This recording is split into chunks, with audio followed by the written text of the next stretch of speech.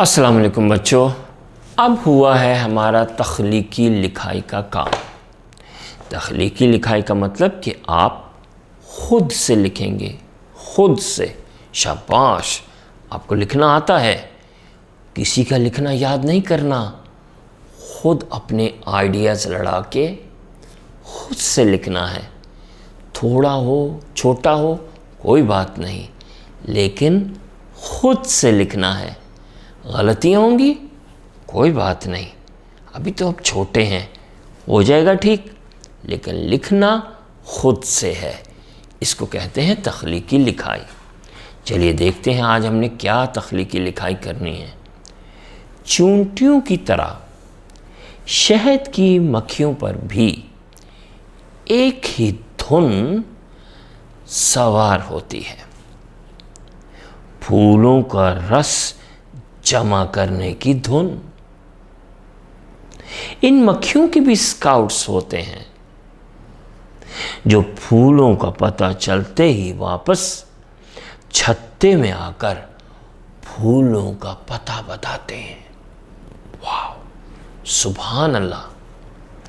लेकिन उनका बताने का तरीका चींटियों से मुख्तलिफ है। ये छत्ते में आकर एक ख़ास तरीके से नाचते हैं।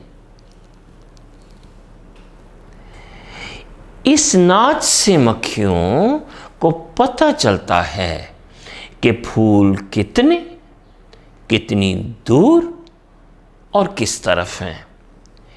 चलें, अब आप शहद की मक्खियों के बारे में सोचें, कुछ मालूमात जमा करें और उनके बारे में मज़मून लिखें। तो शहद की मक्खियाँ जो होती हैं वो क्या पैदा करती हैं? शहद। गुड। तो अब आप सबसे पहले अपने आइडियाज़ जमा करें, कुछ हम आपस में डिस्कस कर लेते हैं।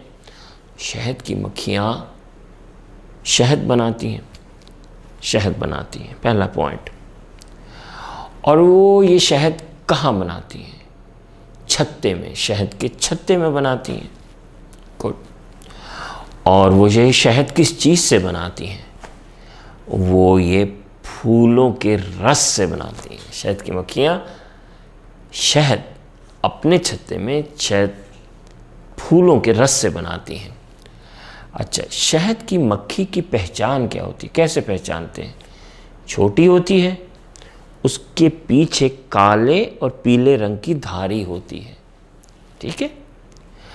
अच्छा, और ये जो शहद की मक्खी जो रस जमा करती है, ये काटती नहीं है, इसको मारना नहीं चाहिए। क्यों? क्योंकि इसका जिक्र अल्लाह ने कुरान में किया है। कुरान में अल्लाह ताला ने शहद की मक्खी की तारीफ़ की है। ये भी लिखिए कि कुरान में अल्लाह ने शहद की मक्खी की तारीफ़ की है। क्यों की है? क्योंकि बड़ी मेहनत करती है, अपने लीडर की बात मानती है और इंसानों के लिए इतनी अच्छी चीज़ शहद बनाती है। तो इस तरह के और पॉइंट्स भी जमा करें और एक मज़मून लिखें शहद की मक्खी के ऊपर। अरे हाँ, उसका टाइटल अच्छा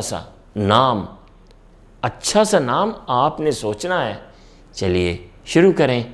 अल्लाह हाफ़िज़।